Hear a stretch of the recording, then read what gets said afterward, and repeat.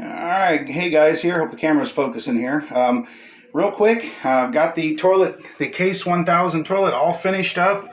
Had to make a lot of modifications, but what it ended up using was this 1B1 style fill valve here, and I got this at my local Habitat. I had another one in there, if you saw the other video, had the 3 screws on the top instead of just round like this one. This one like twists down and locks to take it apart.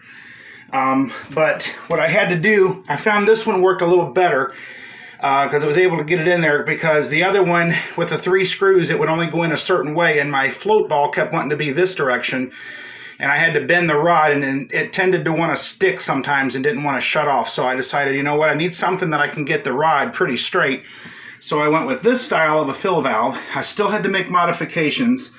The little tube underneath there that fills the fill tube, I had to cut that almost up to the top of that, and it's hard to see now, but I got another little tube shoved into that, and I got a little silicone around it because it was spraying a little bit of water. You can see a little drip right there, but and then I put that little T on there. I had to plug that up. I didn't have any straight connectors, and I got just a little hose going down to about halfway down the tank, just so the tank can fill up. And then the overflow, or the bowl fill tube here, of course, I ran into this little fitting here. That goes right there in the side. You can see that fills the rim, so I'll get some water in the rim. And then now as far as the flush valve goes, the other flush valve was actually broken. This one is for a Kohler. Rialto's, San Rafael's, and a bunch of other ones. But the thing of the difference was this one was a little bit lower than the water level, so this one was shorter. So what I've done, that looks like I filled that with silicone, but I didn't.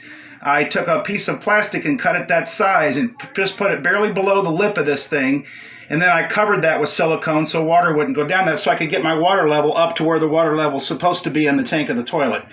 So and then if I ever need to reuse that, I can pull that silicone back out of there and I can reuse that. But yeah, so now it's got a flapper valve, and again, that's a Kohler flush valve. And it worked out perfectly. So now I put some toilet paper in it. Excuse me here, guys, one-handed stuff. And I hooked it up to the sewer, so let's flush it and let's see what happens. I threw some toilet paper in there now.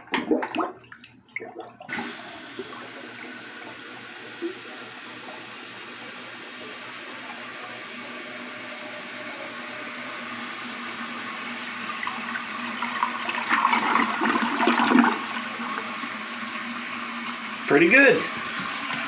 And she's filling up.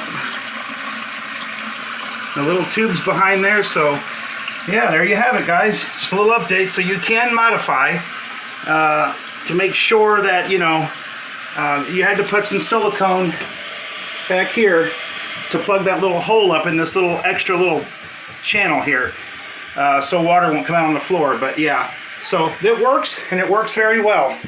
So all right, well guys, that's the update. So I now have a fully functioning Case 1000 toilet. Thanks for watching, guys.